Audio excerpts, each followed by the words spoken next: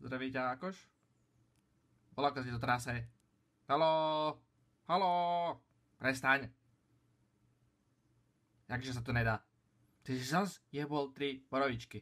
Ty hajzel. No, to je lepšie. Suseda sa ma opýtala, či jej postrážim rybu. Hovorím, že dobre.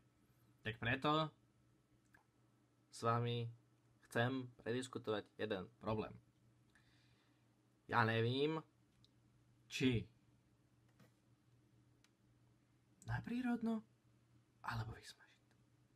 Hľadať v mamkyných receptoch, víš, to sú tie pičoviny, ktoré každá mamka zbiera a nikdy nepoužije. No, hľadal som, akorát, že kurva našiel som samé koláče.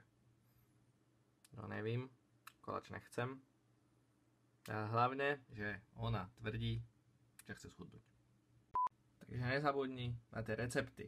Teraz už som si prichystal iba pár odkazov.